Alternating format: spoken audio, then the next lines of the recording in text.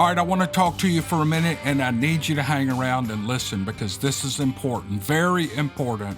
I'm not bragging, but I did get invited to do a Mossy Oak Properties podcast. The name of the podcast is A Fistful of Dirt, and it is hosted by a guy that I've watched on television and in videos, and just in the last year or so have seen some of his videos from old. His name is Ronnie Strickland, and I got to drive down to West Point, Mississippi, where the headquarters of Mossy Oak is, sit in their studio, and they ask me all kind of questions about my podcast and all that stuff. You all know how I am. I don't really like talking about myself. I had so many questions for them, but I had to bite my tongue because it's their show. They wanted me to talk about the podcast, and so I did that. I'm going to put a link in the description for the Fistful of Dirt Halloween episode, which they uploaded yesterday. It would have been October the 29th. It's called A Redneck Telling Monster Stories. It's a pretty good podcast, not because I'm in it, because these people really know how to put on a good podcast. There'll be a link. They're not on YouTube. They're out on the podcast network. So they're on Apple, Spotify, all the podcast apps that you use out there. Just do a search for A Fistful of Dirt. You might want to put Mossy Oak behind that. It'll be right up there at the top. The episode I'm in is called A Redneck Telling Monster Stories. It's their first Halloween episode. They're uploading another Halloween episode tomorrow or Friday. I'm not sure. I think it's Thursday the 30th, or it's Thursday the 31st, actually, on Halloween. And it should be a good one. But you all look them up, listen to their podcast. It's really good. One thing that happened when I walked into their studio first was I got to meet two really nice people. I got to meet Cuz Strickland. He's a legend, an absolute legend in hunting circles. Everybody knows who Cuz Strickland is. If you've ever watched a hunting show, if you don't remember his name, when you see his face, you'll remember it. And then I met his daughter, Lauren, and they're the producers of A Fistful of Dirt podcast. But he handed me a book, which I didn't say this when I sat down with him, but I had actually read it a few years ago. A buddy of mine had it sitting on his desk. I said, let me borrow that book, and I read the book. It's called Ain't Nothing But the Truth, about spring turkey hunting according to Cuz.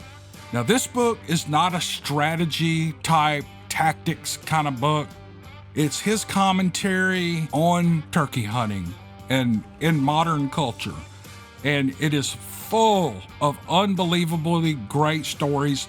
I don't know where to buy this book. I'm going to check with them before I upload this podcast and see if it's on Amazon or wherever. But I called Lauren yesterday and I asked her if her dad would mind if I read a chapter out of this book. And she said, I think that'd be great. So that's what you're about to hear. So I wanted to announce that I'm on that podcast, and I want you to stick around and listen to this story. It's one chapter out of Ain't Nothing But the Truth about spring turkey hunting according to Cuz Strickland. The title of the chapter is Hexes and Haints, or Haints and Hexes. I thought it was fitting for this channel. It's close to Halloween. It's about superstitions, and I think you will enjoy it. So hang on and listen to that. I really appreciate it. Thanks. Haints and Hexes. Most people will not admit in public or even out loud that they are superstitious. Some consider it a sign of a weak mind or lack of education. Well, that's fine, but I say, why take chances? Baseball players as a group may be the most superstitious of all, but I think hunters would be a close second. I have always been deathly scared of snakes, but not too much else. I'm good around most other things that can make folks uneasy, stuff like spiders and haunted houses and the dark and electricity, but you could still describe me as jumpy. Even though I'm not afraid of spiders, I don't pick them up and play with them, and I might jump if one lands in my lap. It's the same with superstitions. I don't go asking for trouble. I don't pick up spiders. I don't throw my hat on the bed or look at a new moon over my left shoulder. For me, it's all about the odds. If I feel my odds are better if I don't step on a crack in the sidewalk, then I will step over the cracks. Now call me uneducated or weak-minded all you want. Most people find my superstitions funny or at best interesting.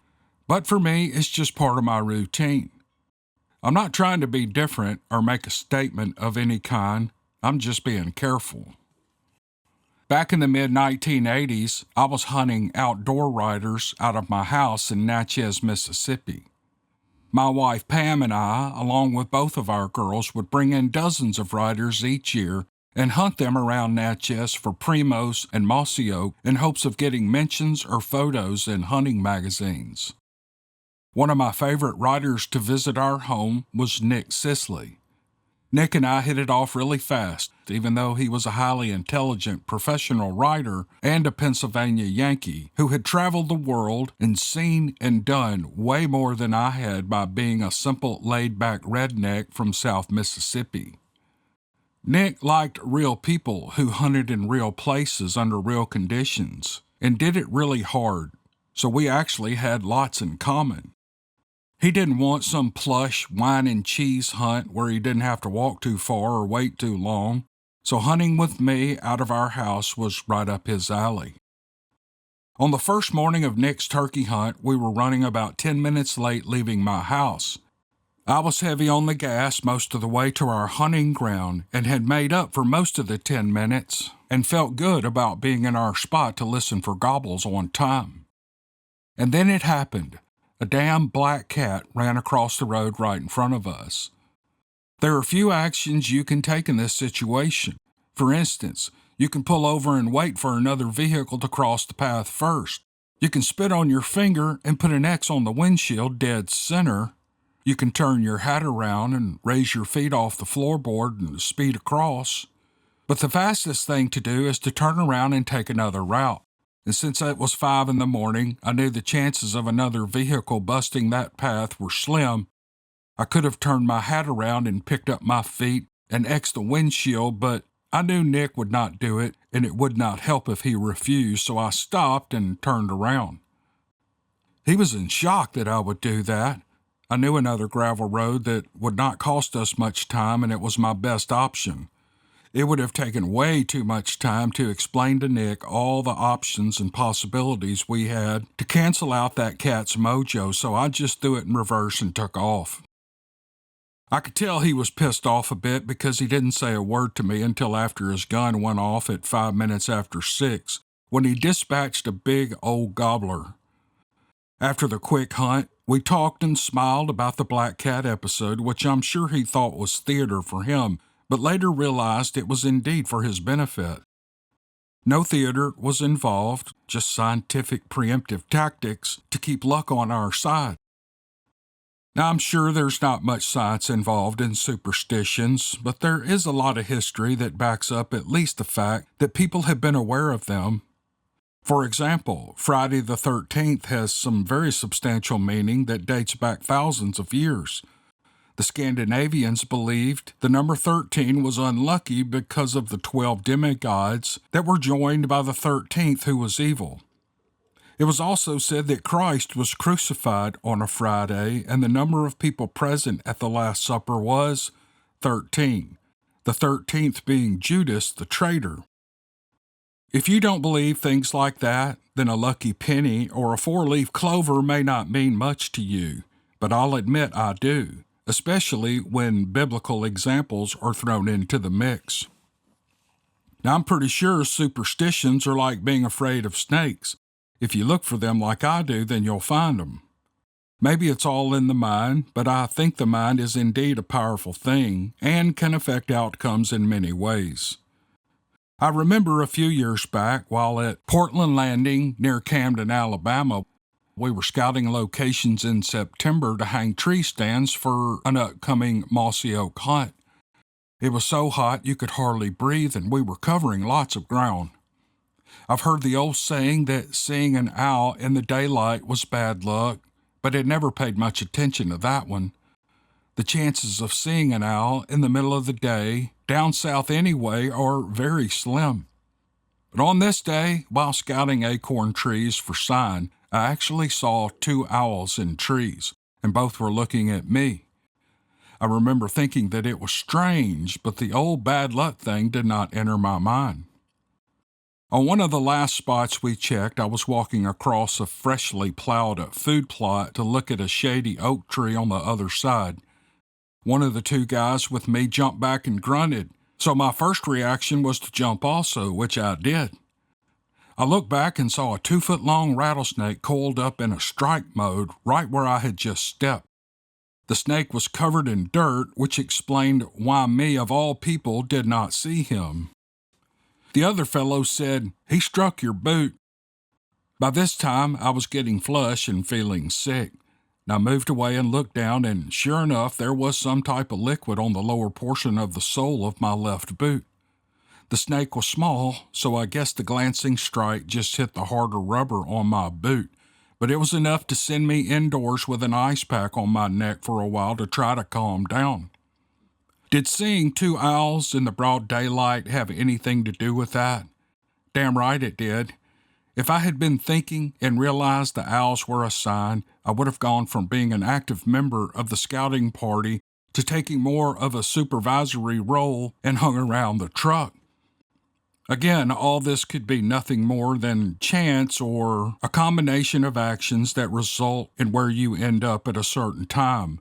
But my list of examples of luck playing a part in an outcome are numerous. I was filming turkeys in South Dakota one spring and met this guy, who some folks might call a jinx.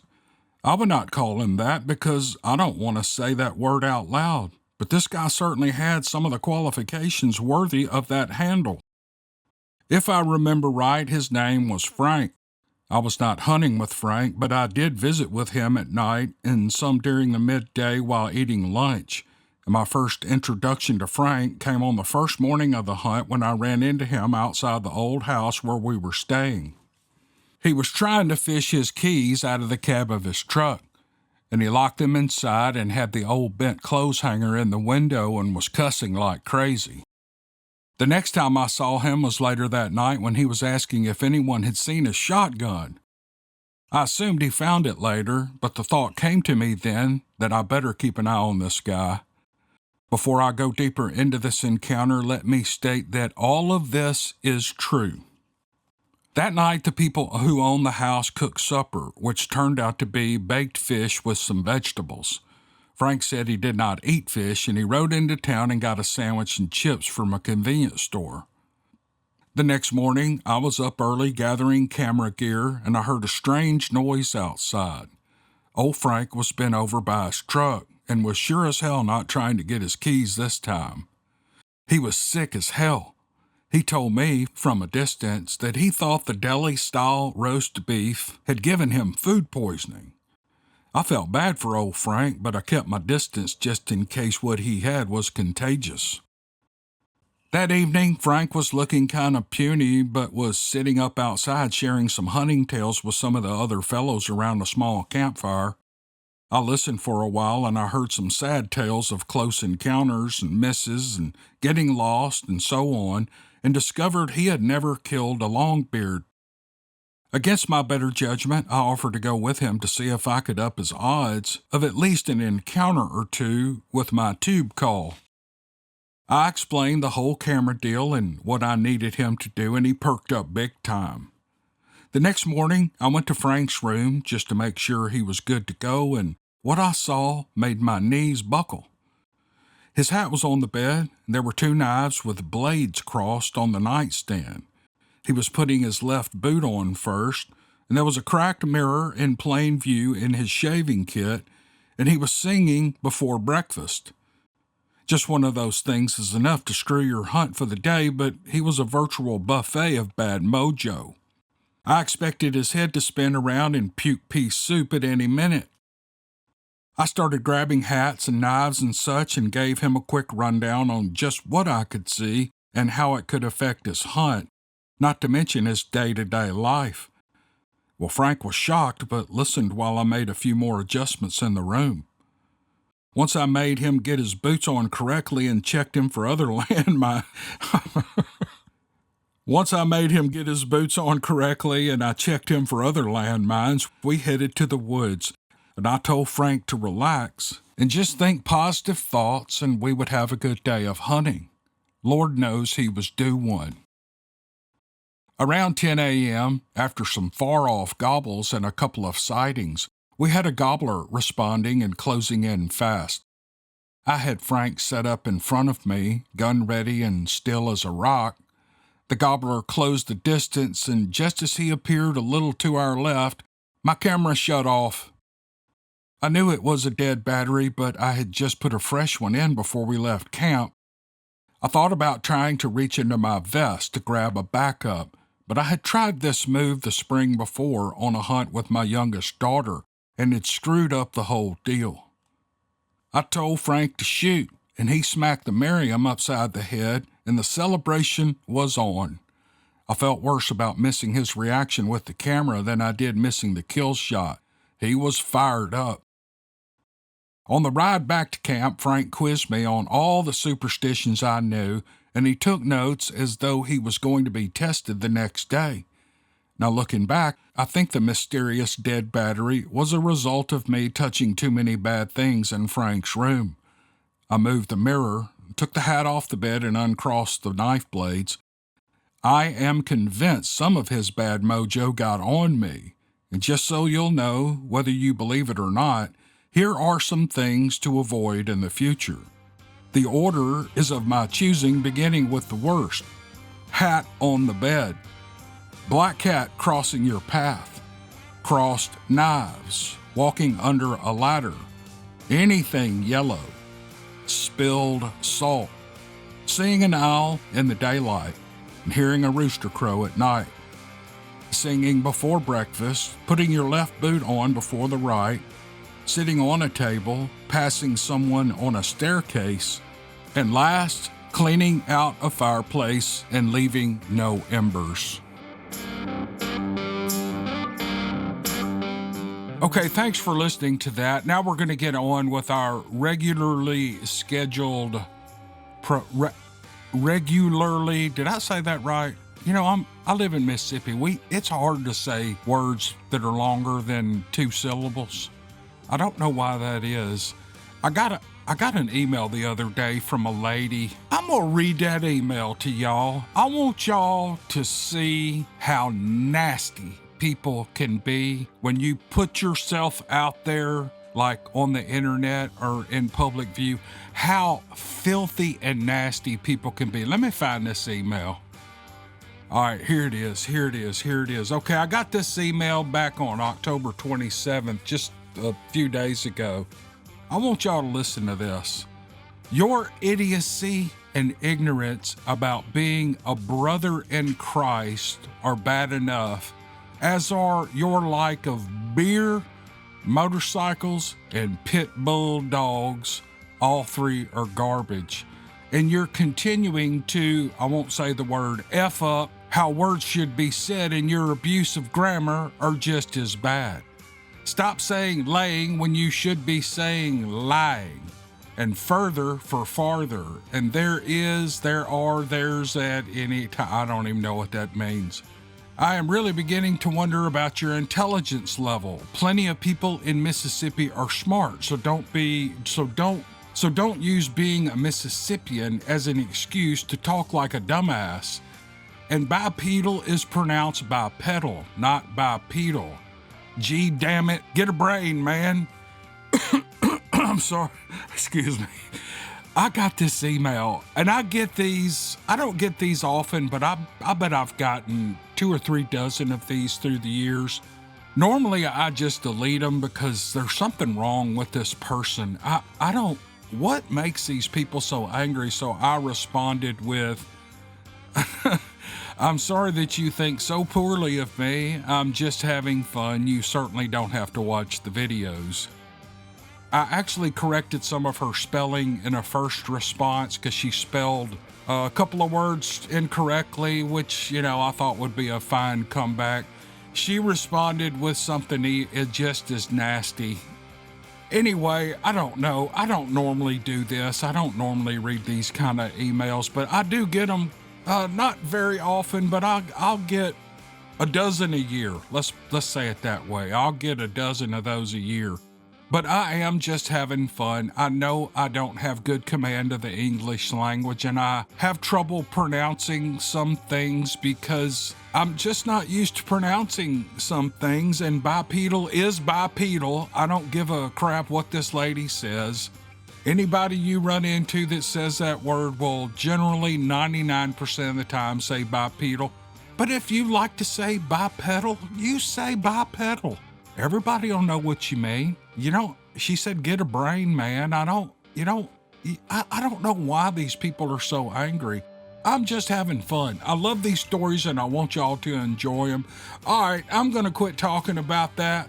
I wanted to thank you for listening to Cuz Strickland's, that chapter out of his book. I want you to look up A Fistful of Dirt, and I want you to listen to their podcast. It is a relaxing, good podcast.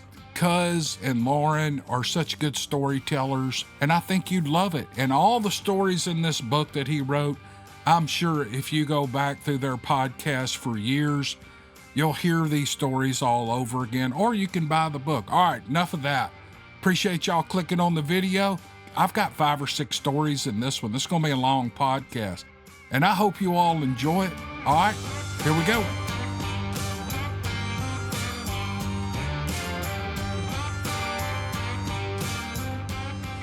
This could be a Bigfoot creature, I'm not sure, but this is a great story. The writer says, hello, Cam. This story may interest you because I know how much you love dogs. I've never seen a dog behave in this manner before or since this incident.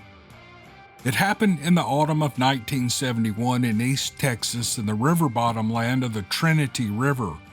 My family owns a ranch that raises cattle, and we use dogs to help us round up and pen the herds. We had at least 3 to 6 dogs specifically used for that purpose, and 1 or 2 dogs for security on the homestead. And throughout the years, we've had the occasional hunting dog too. As you can guess, our family well understands the behaviors and mannerisms of man's best friend. My father was good friends with a man named Mr. Jim, who has since passed away. And he was a gruff, wiry man who loved to raccoon hunt. He was getting older and he needed someone to accompany him on the hunts for safety reasons.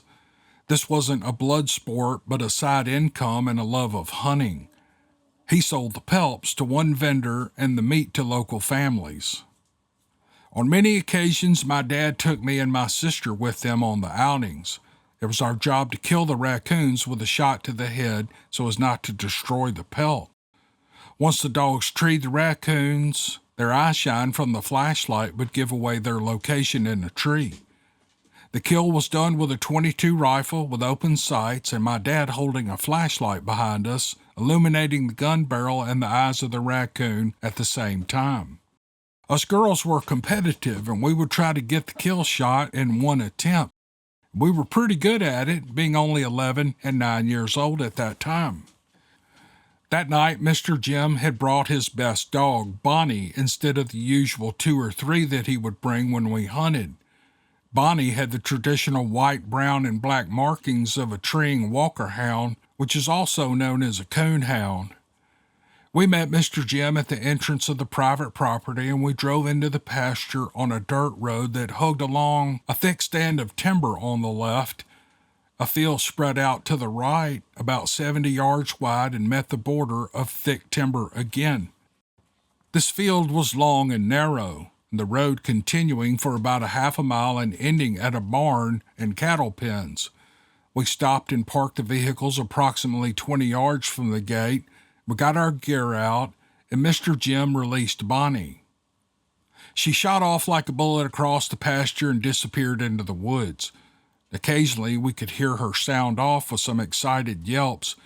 We waited quietly in the dark, following her movements and listening for her to stop and begin barking incessantly. This would be the signal that she had treed a raccoon, and then we would go find her. She was moving down the property toward the barn, all the while staying in the woods. and then everything got quiet. I remember waiting by our car looking at the dark woods where Bonnie entered the timber when a foreboding feeling came over me. Now, I had never felt that before. I was always excited to go raccoon hunting and never afraid of anything in the woods. But as we stood there waiting in silence, I heard a voice in my head say, "We don't belong here."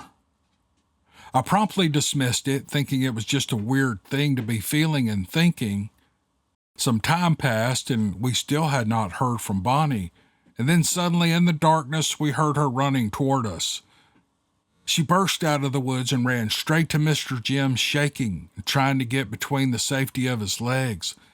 She almost tripped him as she tried to cling onto him, looking up at him with these terrified eyes without making a sound. I couldn't tell if she was warning him to hide or begging him to get out of there. We were all shocked, and we stood there staring at her until Mr. Jim abruptly called it a night. "We're done," he said. And with that, we began to load everything back into the trucks without argument. We all knew something had traumatized that poor dog, but we didn't know what. Could this night get any more weirder? Well, it sure did. Mr. Jim loaded Bonnie on the truck and tied her up and said he wanted to go to the barn to look at some equipment. My dad followed behind him in our car, and when we pulled up at the barn, he told us girls to stay put and that they would be right back. When he got out of the car and walked a few steps, something came flying through the air and hit the car antenna next to him. It was so big and loud that my dad ducked and covered his head. "What was that?" he shouted. We sat there frozen. We didn't see or hear anything. My father composed himself and said it must have been a bat. Well, it must have been the biggest bat in Texas because it almost snapped the antenna off. Dad and Mr. Jim walked on to the barn and looked at some equipment that was illuminated by the car headlights.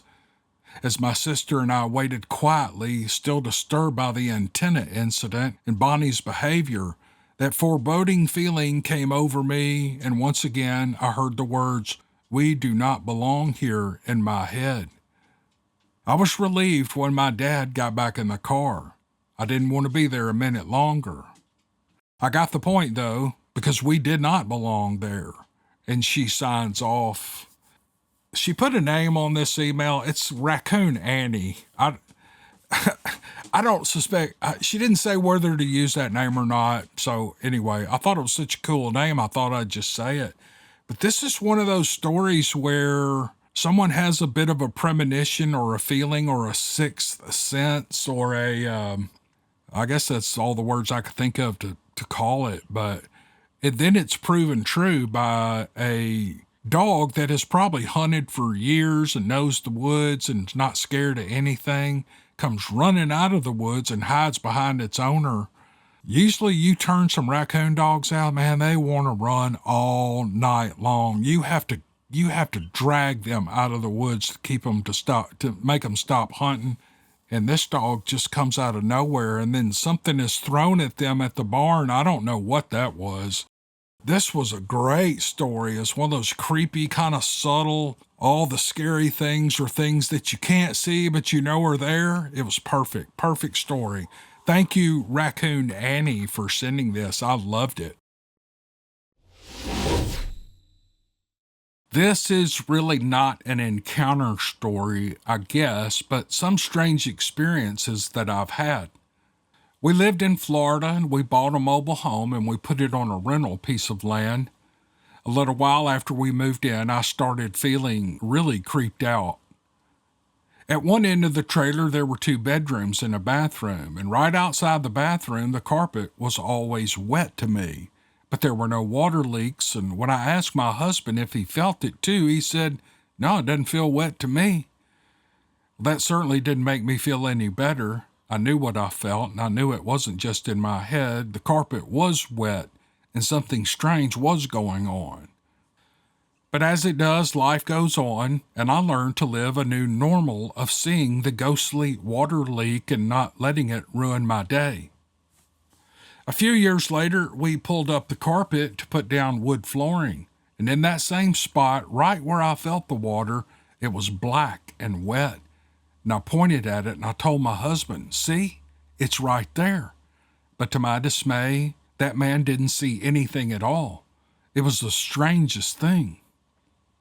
Sometime later, after that floor was finished, that black spot bled through the wood floor. Each time I went or looked down the hallway, I could see it. And when I brought it up to my husband, he still didn't know what I was talking about. And as frustrated as I was, I accepted that he didn't have whatever gift that I had suddenly developed. And I let it go. And again, as it does, life went on. 2 years later, our daughter had a baby girl. And when I took her to the bedroom at the end of the hall, the baby would cry right at that spot. If I took her into the bedroom next to the spot, she would fuss in there too. When our granddaughter was 2 years old, she told her mom to tell the little girl playing in her kitchen outside to leave it alone. My daughter looked outside trying to figure out who she was talking about, but even though she saw no one, my granddaughter insisted that there was someone there. 2 days later, I was home alone, just me and my cat. We were in my bedroom with the door closed when all of a sudden we heard running coming toward the bedroom. A second later, something banged on the bedroom door. I know my cat heard it too, but he tensed up and looked right at the door when it happened. I remember looking at him and saying, "Yeah, buddy, I heard it too." But unfortunately, we had experiences like that quite a bit. Another strange thing that started to happen was that I began to have a prophetic dream. As in, I would dream about something only for it to come true in real life and not long after. It started to happen so frequently that if I had a dream, we would all count the hours or days until it came true. And after a while of this happening repeatedly, I dreamt that my son was in an accident with his truck, and the sheriff's officer was telling me that he had died. Immediately the next day, I called my son and I told him about it. He knew all about my dreams coming true, and you better believe that boy couldn't get rid of his truck fast enough.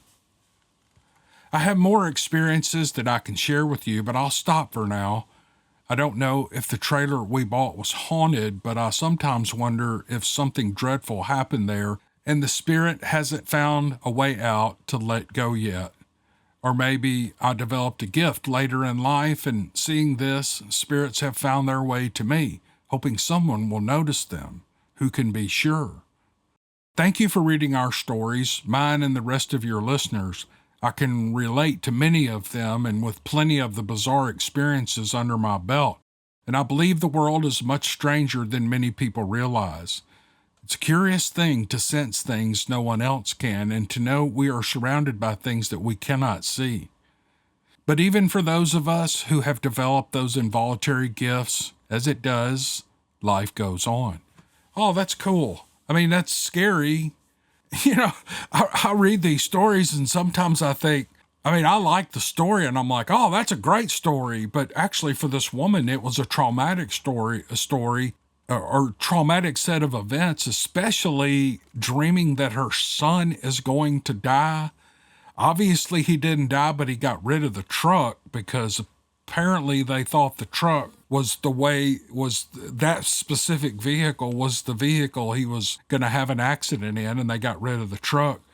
I don't know what to think about a lot of these things. I'll tell you this, I've had a dream or two in my life of a totally off the wall traumatic event that when I woke up, I felt so horrible after dreaming, what happened.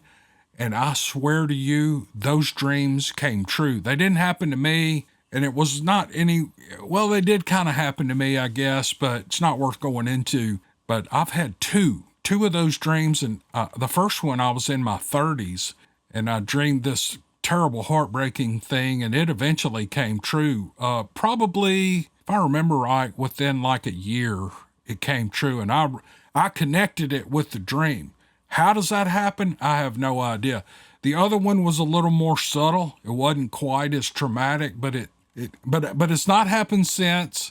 I'm 62 now, and I think they both happened in my 30s or 40s, and I haven't had anything like that since. Thank goodness. I don't want to know what's coming. I don't know about y'all, but unless it's good, You know, unless I'm going to, land a really good, profitable job, or if one of my kids is going to be, I don't know, discover the cure for cancer or whatever it is. I don't really want to know if it's bad. It is a strange story. I've asked for these stories. This woman sent me the story and I read it. I've had it for a long time and I'm glad I got to put it out now. So that was wonderful. Thank you, ma'am, for sending it. All right, here's a Bigfoot story. My name is Renee, and you can use my name if you like. I grew up in the 1970s in a very small place called Pelican, Louisiana, at a time when you didn't have to lock your windows or doors. My family and I lived way back in the country. It was so far back that if someone was coming to your house, you knew it because there was only one way in and one way out.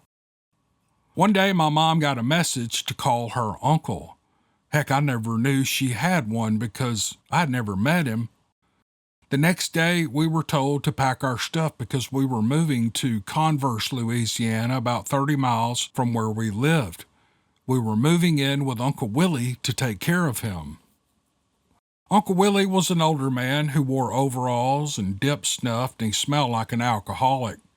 He would get drunk every night and sit outside and sing and pee on himself before going to bed and passing out. Oh my gosh. Whew. My mom and dad, on the other hand, were respectable folks. They loved to go fishing almost every day. It wasn't until years later that I understood why. There were 9 of us kids to feed, and my dad was disabled from his hands being frozen to the handlebars on a motorcycle in Germany during World War II. One day, my mother wanted to find a creek bank and go fishing. Uncle Willie told her about a creek way back in the woods with a good road leading to it because they had been drilling for oil down there. We loaded up our dark green station wagon, the green machine as we called it. My older brothers drove our other vehicles, a green van, and we took off. It was a beautiful day, and the sun was shining and the weather was warm, and we drove 10 to 15 miles down dirt roads, and by the time we got there, we were all dusted out. We made it down this sandy, dusty road and got out and started down to the woods to the creek Uncle Willie had told us about. There was a tree lying across the creek, and it had a nice, cool place for us younger ones to play away from the water. I remember watching my dad and 2 of my brothers cross the fallen tree across the creek when my dad suddenly put his hand in the air and made everyone stop. "Hold up, boys. You boys don't move," I heard him say. I remember the look on my mother's face as a foul smell crept into the area. "What's that smell?" she said. "Something's dead over here. Let's find it and bury it." And all of a sudden, my dad told my brothers to turn around and get over the tree and get back on the other side of the creek again. And he told the rest of us to get in the car. And then I saw a look on his face that I will never forget. My dad may not have been a big man, but he wasn't scared of anything. But right then, that was the first time I had ever seen him scared. We did what he told us to do, and we got back in the car, and I remember what my dad told my brothers when they got in the van. "Don't stop until you get out of here. I don't care what you have to do. Go fast," he said, and then quickly got into the green machine with the rest of us. "Buckle up," he said, and he never said that. "Buckle up, roll up the windows, and lock the doors." Well, you can believe that we did what Dad told us to do. And then he looked at my mom and said, "Katie, floor it, and do not stop."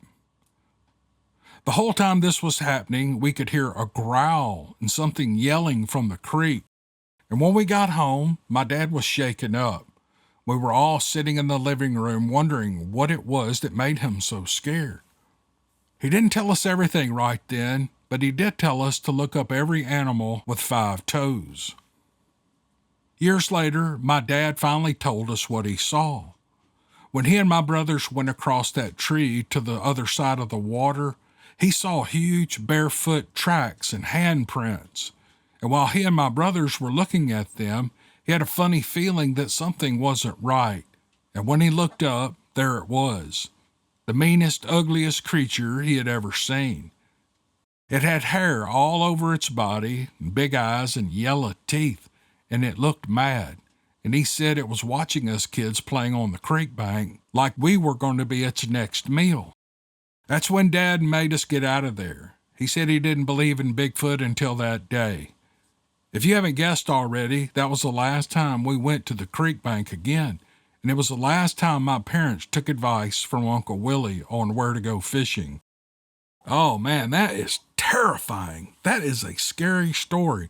And why would you take advice from Uncle Willie anyway when he sits out on the porch and gets drunk and sings and pees on himself? That was a funny part of the story, but that was, man, can you imagine being a child? You don't see what your dad has seen, but he's telling he's getting everybody together, get them in the car, get them down the road, get them out of the woods. You knew. These folks had to know something was good, and it's great that the dad told them the story later on in life. This is really, really a good story. Thank you, Renee, for sending this. Okay, here's a story. Let me move the mic a little closer here. This is a story that's really different than a lot of the stories I do, but it is so good. I hope you all enjoy this. I sure enjoyed reading this. The man writes, I am writing to you because I believe people need to know there is much more to this life than the eye meets. My story is proof of that. In 1995, I was living in Rhode Island with my lovely wife and our 3-year-old son. My wife told me about a new non-denominational church called Word of Life that was opening around the corner from us, and we decided to check it out. One afternoon, we took a walk over, and we entered the nicely renovated lobby just as a woman came out of the church office. She and I looked at each other, and we stopped dead in our tracks. It was a friend of mine from art school named Annabelle, whom I had lost touch with. It turned out that she and her husband were starting the church, and her husband Lance was the pastor. Well, Lance and I became fast friends. In addition to the Sunday service, Lance encouraged Tuesday night Bible studies, and he offered a Thursday night service as well. Word of Life became our church home for several years. I grew in my faith, and I started leading a Bible study group at a friend's house on Tuesday nights. A couple of families and singles attended the Bible study. People brought their children, who were all around the ages of 3 to 5, except for one. Matt was 10 or 11. He was quiet and somewhat withdrawn. He's a good kid just trying to make sense of life. One night, instead of leading the Bible study, I decided to sit and talk with him. Maybe because I was an only child raised by a single mother who often dragged me to boring events. I guess I felt a connection with him. He lit up when I asked him about his hobbies. He loved video games and electronics. He liked taking things apart and tinkering with stuff like broken radios. Later, when I shared the conversation with his mom, she told me that he played around with stuff but had never fixed a darn thing. I told her that she might want to encourage him. My mom let me draw as a kid, and it was a hobby that turned into a successful career. On the night of the encounter, I entered the church sanctuary for a Thursday night service. Lance was big on media, even back then in 1995, and he recorded every service with 2 video cameras. One was close to the platform on a tripod with a cameraman recording him and the message, and the other camera was on a tripod in the alcove at the back of the church to get a long shot. Lo and behold, little Matt from the Bible study was manning the rear camera, which made me smile. I guess his mother must have taken the advice and encouraged him. That night, 100 people gathered near the front to be close to the platform so they could hear better. As we entered the church, my wife took our son and sat with everyone filing in, while I went to sit with Matt in the alcove. When the church band wrapped up, Lance took the podium, and little Matt sat to the left of the camera, beaming happily, ready to pop in another cassette when needed. I sat to the right of the camera and decided to stay there as Lance started his message. That night, he was preaching on demons and spiritual warfare, and Smith Wigglesworth, the great evangelist who was known for his great faith, courage, and deliverance of people from demonic possession. As Lance spoke about Wigglesworth's encounters with the supernatural and the demonic powers, Matt and I were alone at the back of the church, with the exception of an usher seated in front of us across the aisle. Now, I'm not a person who frightens easily. I once had a huge Doberman charge me and run circles around me, jaws snapping, slinging spit and barking and snarling until the owner took his sweet time to call him off. And while that was alarming, I could see it coming and I could prepare myself. I can tell you there was no way to prepare for the bizarre encounter that was about to happen. There Matt and I were, sitting quietly as Lance spoke, when a sudden and terrifying sound erupted behind us in the alcove.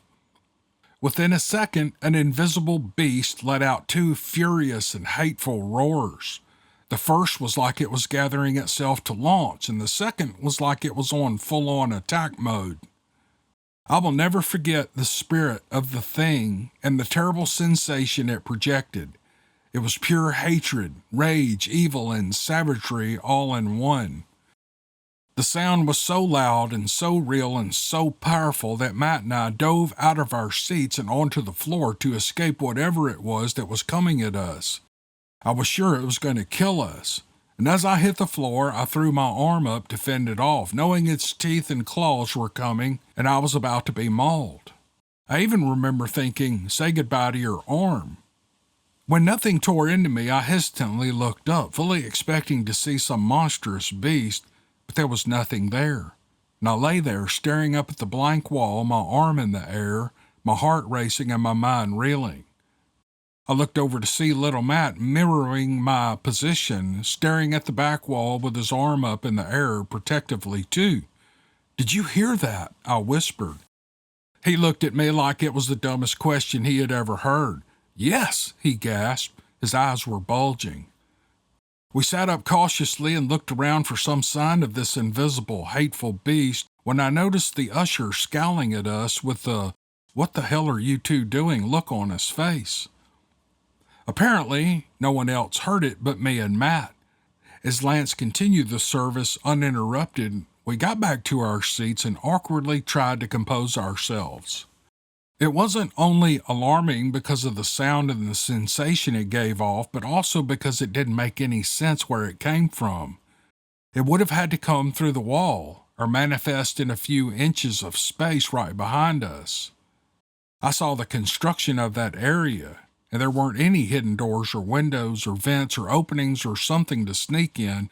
It was just the back wall of the alcove. I was impressed when later on little Matt had the presence of mind to replace the tape when it ran out, and the service ended and I rushed to tell Lance what had happened. My wife and Annabelle listened as I tried to explain, and I could see they were all totally taken off guard and didn't know what to say. So I told Lance the camera was right there and it was running, and I'm sure it recorded the noise. He said, unfortunately, the audio was off on that camera, but if it was loud enough, the mic on the camera up front may have picked it up. Sure enough, a couple of days later, Lance called me into his office. He had found the spot on the video where you could clearly hear the faint but distinct double roar in the background. He was amazed, and I was relieved someone else heard it too, so I didn't feel like a raving lunatic. This experience was so intense that afterward, whatever doubt I had in my mind about the existence of God and the angelic realm was totally dispelled. I'm convinced it was some sort of demonic manifestation, perhaps somehow provoked by Lance's message that night. It is by far the most bizarre thing that has ever happened to me, and as I said, I will never forget it. Thanks, Cam, and keep up the good work. And he signs off. That's like the second story of some people seeing and hearing things and other people not. I just pick these stories at random. I don't pick them because they have a specific theme, unless I'm trying to do one with a specific theme. I just pick these at random and put them out there, and there's 2 stories in a row of people dealing with what they think Could be some kind of paranormal or demonic thing. I'll tell you something about this writer, though. I'm going to read you a note that he wrote. He says, and I appreciate him writing this. He says, "You are such an inspiration to me that I started my own little podcast. It's called the Brave Traveler Podcast. It's basically me reading a book I wrote years ago entitled Majesty, about two kids who go off in search of the white horse of revelation. Check it out when you get the chance. The Brave Traveler Podcast, Majesty Marathon." I'm going to find that and put a link in the description below so you guys can go check his podcast out. I assume it's on YouTube. Yeah, it's on YouTube. And you guys can listen to it. I got this story a long time ago. Here's the thing with these stories. There was a point in time back in 20 to 2022, a 2-year period, where I was getting 10 or 15 stories. Oh, more than that, 20 or 30 stories from viewers a week. Now I might get 3 or 4 a week. It's really gone down in volume. I still have all these stories in my inbox to pull up and read to you, and that's what I'm doing. But so his YouTube channel might be a couple of years old, so he might be interested to hear from you in the comment section and tell him that you heard his story on the Dixiecryptid channel, and that's why you came over, or otherwise you wouldn't have known about it. Anyway, this was a great story. I appreciate the writer sending it. Man, it's really kind of a weird story that happened in a church. I'm gonna have to think about this one. This is really interesting. Okay, thanks to the writer. Let's go to another one. I've been listening to your stories for a long time, and I've heard you say many times about being a skeptic of the existence of these entities. I'm actually glad this is the case. I was a skeptical person myself for a long time, and I always enjoyed listening to the stories, and that was that, until one night 6 years ago. I had purchased 3 acres of land outside of Atlanta in a rural community. It was surrounded by thousands of acres of farms and forested areas.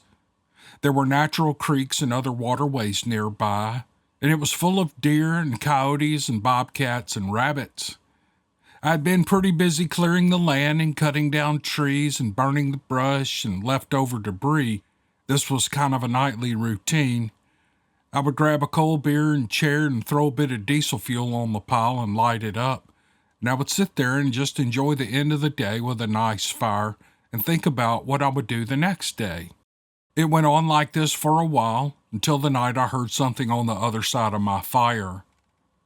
I couldn't see anything, so I grabbed a flashlight, lit up the area, and I caught some eye shine on the other side of another brush pile I had not burned yet. I threw a rock at the pile in the hopes of scaring off whatever it was, but to my surprise, whatever it was just stayed there. This spooked me a little, and I figured it was better to call it an early night. This happened a few more times, to the conclusion of no surprise or excitement. It just left me with questions about what it was and why it wouldn't go away, even after I tossed rocks at it. I had a lot to do on the land still and not too much time to spend thinking about that, so I just let it go. At the end of the summer, I needed to get my garage enclosed in preparation for the coming winter, and I was working late, hanging plywood and making all kinds of racket, hammering and nailing it all down. I was up on the ladder, doing my thing, just banging away at these nails, when all of a sudden I heard a tree hit the ground behind me with a crash. I stopped for a second, and I knew it had not been raining or windy and that this was a strange and random thing to happen. But I went back to work on those nails, pounding them down flush, and I continued working for another half an hour. And then bam, and a crash, and another tree came down in the same area. Now that got my attention. As my skin filled up with goosebumps, I got off that ladder and wrapped it up for the night. I knew something strange was going on, but I had no idea what it could be. I had always thrown out a coffee can or so of apple-scented corn to bring in the deer. They would usually move in just before dark, and I enjoyed watching them. Their visits became predictable to the point of several times a week. Early one morning, I took a visit to the Porta-John when it was still dark out. I headed down the driveway, and just as I got close to the door, I heard a short and deep growl. Well, this caught me so off guard that it shook my entire stomach area and brought me to a standstill in mid-step. The hair went up on my neck and a cold chill ran down my spine. I just stood there frozen in place thinking, what the F was this? When nothing attacked me, I continued on to the toilet. I did my business and made a beeline back inside afterward. 2 days later, early Saturday morning, I couldn't sleep, so I stepped outside to have a cigarette. And while I was sitting there, I heard some noises coming from the far side of my garage. So I grabbed a flashlight and lit up the area, and I saw some deer backed up to my fence line. They were acting nervous and excited. Their heads were moving left to right, and their ears were moving this way and that. So I moved the light around and caught some eye shine on the far side of them, and I decided to get a better look at what it could be. I moved around to the front of the garage and started panning the light around. The deer were still there acting the same, and I couldn't figure out why they didn't just run off. As I moved the light, I noticed more eye shine next to a large pine tree. This time, it was just a single eye. But as I started at it, that thing moved its head until both eyes stared right at me in the light. The worst sinking feeling I ever felt filled my stomach, and I realized that not only had I gotten in the way of these things hunting the deer, but now its attention was on me. I made a straight shot back inside, and I locked the door, and I grabbed my handgun, and I made sure my shotgun was close too. I don't know if I slept the rest of the night or not, and the next morning, still nervous as I could be, I went out looking around for footprints or whatever I could find. I did find a track, but strangely only one. A short time later, I moved to Atlanta. I was a wreck for a long time after that experience. I guess that would be the PTSD that they talk about. Well, now time has passed and I've come to terms with it. If it wanted me, there wasn't much I could have done to stop it. So when you have an encounter, your view of the world changes and you begin to question everything you thought you knew. Your head is always on a pivot, looking around, and you never relax again. My hope to those listening is that you don't ever have an encounter of your own, no matter how interesting some of these encounter stories may seem. It will unwind your view of reality, and life won't ever be the same in the worst possible way. Well, that is true. I think PTSD is at certain levels with different people. I would say this would bother me a little bit. We live out in the country and it's really dark. I could have had some, these street lights put up on a couple of poles around. I think it's like $7 a month to rent those from the utility company. But I kind of like it dark out here. I wear a headlamp everywhere I go when I'm out at night to lock the birds up, or I don't know, go find a dog or whatever. And I never see anything, never hear anything. It's always quiet. The stars are pretty. But I guess if these things are in your neighborhood or in your area, you could be in for some trouble. But I'll say this, I read a lot of these Bigfoot type stories, and it's very rare that anyone gets attacked or even hurt. I mean, we have had stories where the video I put up last week, the Bigfoot was trying to break in two people's houses. I mean, that would be terrifying, slapping on the house, pushing trees over on the house. But they never actually, I guess if Bigfoot are as smart and as strong and as stealthy as people make them out to be, which I don't doubt, why wouldn't they just come in and grab people out of the house and drag them out in the woods and kill them and eat them, or whatever they do with people? I don't know. It's pretty rare that people get injured by these mythical creatures. Matter of fact, I don't remember.